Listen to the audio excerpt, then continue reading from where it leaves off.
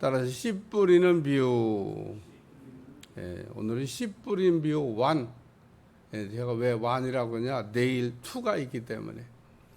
똑같은 얘기 같은 씨 뿌리는 비유가 그 18절까지 계속 이어지고 있습니다. 그런데 내용은 이렇게 또 나눠놨어요. 그러니까 4절부터 8절까지, 9절부터 18절까지. 다 씨 뿌리는 비유에 관한 말씀이에요. 그러니까 그냥 한꺼번에 읽고 그냥 한꺼번에 설교하면 좋지만 두 개의 내용이 나눠져 있다는 것은 두 개의 내용이 조금 똑같은 말씀이지만은 다른 내용들을 이렇게 담고 있다. 그래서 오늘 씨 뿌리는 비유 1, 내일은 씨 뿌리는 비유 2 이렇게 해서 이 말씀은 마태복음 13장에도 나오고요. 마가복음 4장에도 나옵니다. 그러니까 예수님께서 그 마태복음 13장을 읽어보면 조금 더 그 누가복음보다 자세하게 씨 뿌리는 비유를 이렇게 말씀하신 것처럼 이렇게 나와 있습니다. 그래서 사실은 씨 뿌리는 비유에 관한 말씀을 우리가 이해하려면 누가복음만 혹은 마태복음만 마가복음만 읽어서는 안 되고 항상 같이 이렇게 다 읽어보셔야 됩니다. 뭐 그렇게 읽으려면 결국 성경을 연구하는 건데, 근데 공관복음을 읽을 때는 어쩔 수 없이 다른 이렇게 복음서에서 이렇게 비교해서 보라고 친절하게 씨 뿌리는 비유의 상단에 성경 구절을 이렇게 써놓을 때는 찾아보셔야 돼요. 왜 찾아봐야 되냐? 그래야 정확한 씨 뿌리는 비유에 대한 해석을 할 수 있기 때문에 그렇습니다. 그래서 공관복음은 하나하나만 읽어가지고 뭐 이게 이렇다 저렇다 이렇게 말씀을 우리가 그냥 강변하면 안 되고, 마태복음에는 누가복음에는 마가복음에는 이게 세 개의 복음서를 나란히 있는 평행선상에 있는 공관복음서라.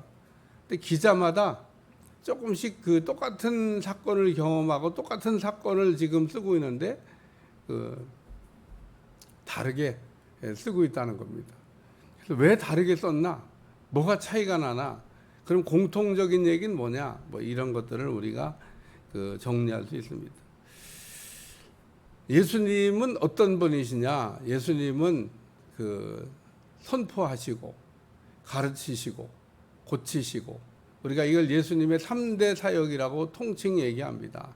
마태복음 4장 23절 뭐 그때 거기 나오고 예수님의 3대 사역이 나오는데, 예수님은 3가지 사역을 하셨어요. 그래서 선포하시고 가르치시고 고치셨다. 그 선포라고 하는 거는 그냥 그 선포하는 거예요. 선포. 선포라고 하는 건 우리가 설교를 보통 우리가 선포라고 그러는데, 선포함과 동시에 그러니까 말씀을 이렇게 선포하시는 겁니다. 그러면 말씀의 효력이 그 선포되는 순간부터 발생을 해요. 그러면 모든 사람에게 발생하냐? 믿는 사람에게만 발생해요.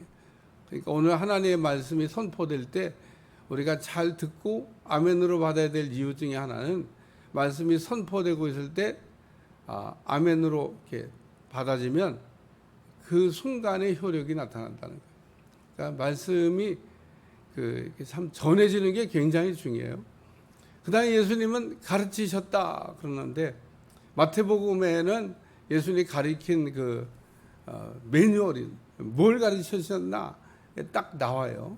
4가지를 중점적으로 예수님은 가르치셨는데, 첫째는 팔복에 대해서, 둘째는 그 율법의 해석에 대해서, 셋째는 정체성에 대해서, 넷째는 신앙의 기본에 대해서, 이 4가지를 가르쳤다고 마태는 정리해놨는데, 다른 복음서도 보면 내내 뭐 같은 흐름으로 가는데 마태복음만큼 그렇게 깔끔하게 정리는 안 되어 있습니다. 그러나 어쨌든 예수님은 가르치시는 일을 이렇게 계속하고 계셨던 것을 우리가 볼 수 있습니다.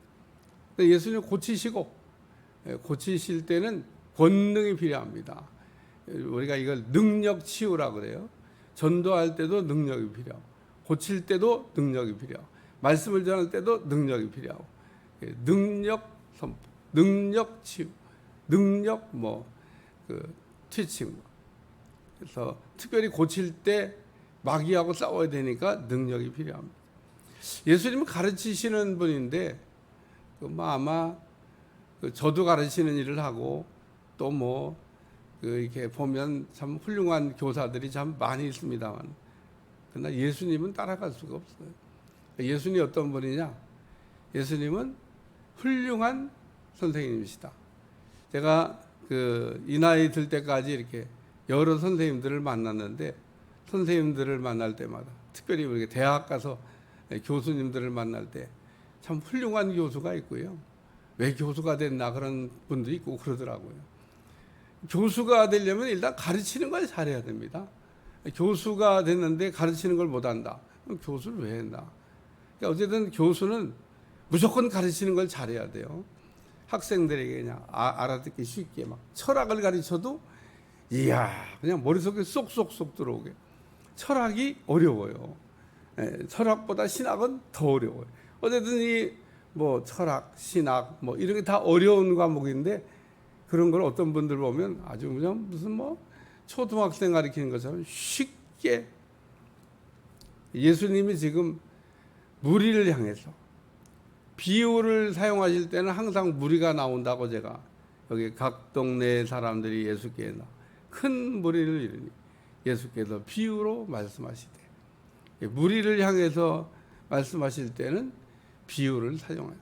왜냐하면 비유를 이게 사용하면은 잘 알아들으니까. 비유를 이렇게 사용하셨는데 어렵게 하시려고, 못 알아듣게 하시려고 비유를 썼을까? 알아듣게 하시려고 비유를 썼을까? 못 알아듣게 하려고 했다고 사기치는 사람이 있는데, 아무리 성경을 읽어봐도 예수님은 그런 분이 아닙니다. 예수님이 무리에게 뭐 때문에 못 알아듣게 하시려고 비유를 쓰시게 돼. 그럼 가르치질 말지. 그러면 가르치시질 말지. 뭐하러 무리에게 어렵게 해서 못 알아듣게 하는 말씀을 하죠. 그 힘들게. 말씀하시면 힘이 들잖아요. 저도 지금 이렇게 설교하면 힘들어요. 근데 힘들게 뭐하러 무리에게 알아듣지도 못하는 비유를 사용해서. 절대 그럴 리가 없습니다. 우리 주님은 이 땅에는 어떤 선생님보다 훌륭한, 잘 가르치는, 대학 교수 중에 어려운 거를 쉽게 가르치는 선생님처럼 오늘 우리 주님은 아무리 어려운 것도 다 알아들을 수 있게 쉽게 말씀을 하시는 분이다. 그래서 오늘 이 비유를 이렇게 사용하셨다. 근데 이 비유는 알아듣게 하시려고 비유를 하신 거죠.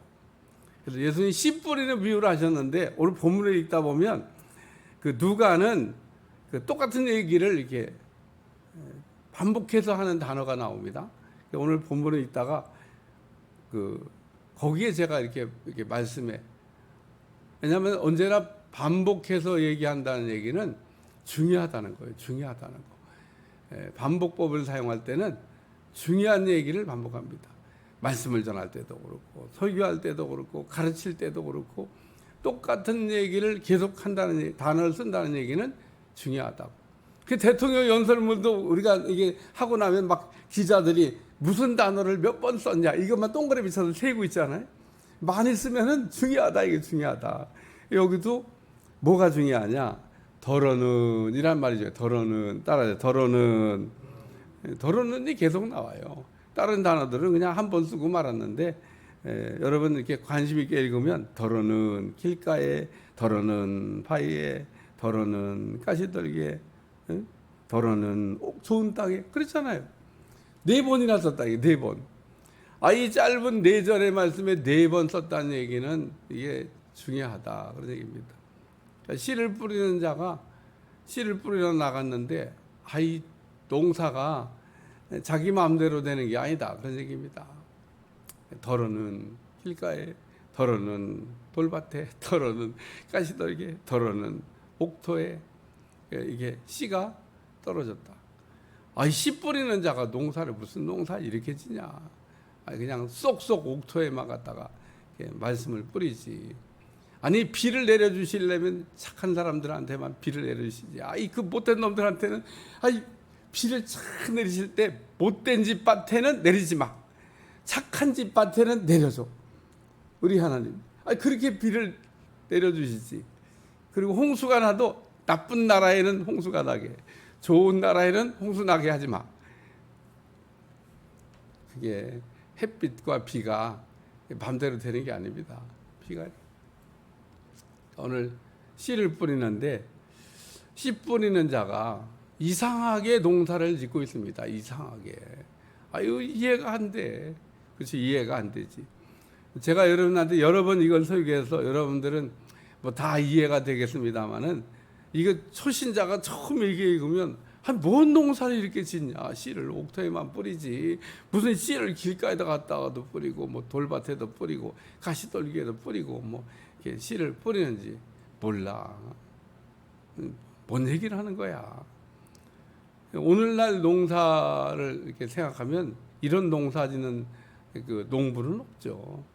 예수님 당시에는 농사를 이렇게 졌어요, 이렇게. 그래서 이거를 우리가 신학적으로 얘기하면 삶의 자리라.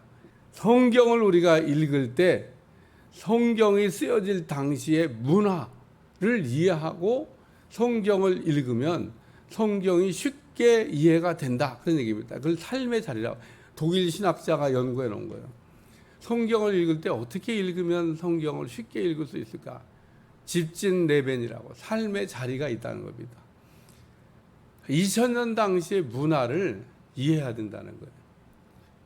왜 옥합을 여자가 준비해야 되지? 오늘날은 뭐 옥합 준비한 사람 없어요. 왜 그때는 그 옥합, 그때의 그 문화. 그래서 우리가 복음을 들고 어떤 나라에 들어가더라도 그 나라가 독특하게 갖고 있는 문화, 어떤 문화에 보면 돼지고기 죽어도 안 먹는다고 하잖아요. 그런데 가서 그냥 돼지고기를 먹이려고 막 그러면 문화 충돌이 일어나요. 그런 사람 돌맞아 죽습니다. 그 나라 사람들은 안 먹겠다는데 막 먹어야 된다고. 뭐 그 먹는 게 뭐가 상관이냐고 이런 얘기 자꾸 하면, 그러니까 이 각 나라마다 문화가 이게 있고 예수님 당시에 문화가 있는데, 이게 지금 예수님 당시에 농사법을 그냥 그 예수님께서 이용해서, 그러니까 2000년 전에 사람들이 이 얘기를 들을 때는 다 그냥 그렇게 농사를 짓고 있으니까 다 알아들어요. 이걸 우리는 못 알아듣지만 당시 사람들은 씨 뿌리라고 하면 그렇지, 뭐 길가에도 떨어지고 뭐 돌밭에도 떨어지고 뭐 가시떨기에 떨어지고 옥토에 떨어, 뭐 그렇지 뭐 그게 그렇지 뭐, 왜 다 아는 얘기니까. 실제로 씨를 뿌리면 그렇게 길에도 떨어지고 돌에도 떨어지고 가시떨 떨어지고 옥토에 뿌려지기도 합니다. 당시에는 노새에다가 이렇게 그 씨푸대를 딱 얹어놓고 구멍을 이렇게 뚫고 밭을 그냥 농부가 왔다 갔다 하면 씨가 줄줄줄줄줄 떨어지는 거예요. 그렇게 해서 왔다 갔다 하면 씨 뿌리는 거 다 한 겁니다.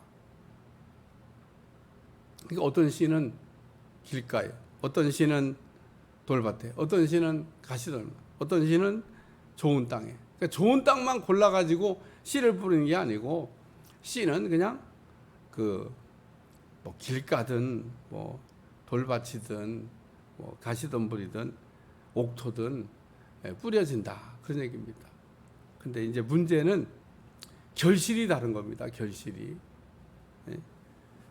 이렇게 씨가 뿌려진 것까지는 좋은데 나중에 결실할 때는 이제 결실이 달라지는 겁니다. 옥토에 뿌려진 씨는 결실이지만은 그렇지 않은 씨는 결실이 없다.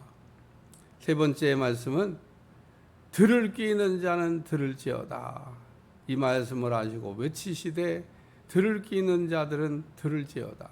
이 말씀도, 아니 귀가 다 닫혔는데 무슨 들을 귀 있는 자는 들을지어다요. 뭐 들을 수 있는 귀도 없는데, 만약에 예수님 들을 귀도 없는데 뭐 들을 귀 있는 사람은 들으라고 그래요. 그러면 이게 지금 뭐 어렵게 예수님이 말씀해 놓고 또 뭐 들을 귀 있는 사람, 뭐 말씀을 어렵게 해놓고 뭐 들을 귀 있는 사람들 누구 보고 얘기하는 거예요? 오늘 들을 귀 있는 자는 들을지어다. 듣는 사람이 복이 있다, 그런 얘기입니다. 그래서 마태복음을 여러분이 읽으면 옛날에 선지자들이 보고 싶어도 듣고 싶어도, 보고 싶어도 보지 못하고 듣고 싶어도 듣지 못하던 것을 너희가 지금 보고 듣고 있다. 그리고 예수님이 말씀을 하셔요. 그게 오늘 본문에 여기에는 안 나오는데 그 마태복음에 나온 말씀을 읽다 보면 그 바리새인들이 그 자기들 가운데 예수님이 서 계신데 천국이 그 자기들 가운데 있는데 천국이 어디인지를 몰라요. 예수님이 너희 가운데 너희 안에 천국이 있느니라. 누굴 얘기하는 거예요? 예수님이 자기를 얘기하는 거예요. 오늘 그렇기 때문에 오늘 우리가 예수님을 우리가 알아보고 예수님의 말씀을 듣는 사람은 복이 있다. 그리고 씨 뿌리는 비의 결론처럼 말씀을 하고 있는데 오늘 여기에는 뭐 그런 내용들을 다 그냥 이렇게 빼고 들을 게 있는 자는 들을지어다. 우리의 마음은 열린 만큼 들리고 닫힌 만큼 들을 수가 없습니다. 예수님께서 이 씨 뿌리는 비유를 말씀하신 것은 우리의 마음을 열어야 된다는 거예요. 마음은 열면 열린 만큼 들리고 닫혀 있으면 닫힌 만큼밖에는 들을 수가 없습니다. 그러니까 오늘 우리는 마음을 열어야 되는데 열어야 될 때는 안 열고 또 열지 말아야 될 때는 열고 이렇게 우리의 마음이 오작동을 하고 있다는 겁니다. 설교 들을 때도 다 마음을 활짝 열고 말씀을 듣냐? 네, 절대 그렇지 않습니다. 그러니까 하나님의 말씀을 받아가는 게 다 달라요. 어떤 사람은 옥토에 뿌려진 씨처럼 하나님의 말씀을 100% 받아가지만 어떤 사람은 뭐 마음 문이 열린 것만큼 10%, 뭐 어떤 때 1%, 1% 은혜 받고도 뭐 사람들은 좋아하더라고요. 그러나 그 1% 은혜를 받아가지고요 우리가 갈증 나서 인생을 헤쳐나가고 살 수 있는 힘이 안 됩니다. 오늘 우리가 매일 먹는 양식을 먹을 때 우리가 힘을 잃어버리면은 마음은 원이로되 육신이 약하여 할 수가 없습니다. 육체의 힘이 떨어지면 육신의 일도 할 수가 없습니다. 오늘 영적인 힘을 우리가 만들어내기 위해서 하나님의 말씀을 잘 공급받고 우리가 잘 기도하고 성령의 충만한 은혜 가운데 살아갈 때 여러분에게 은혜가 넘칠 줄로 믿습니다.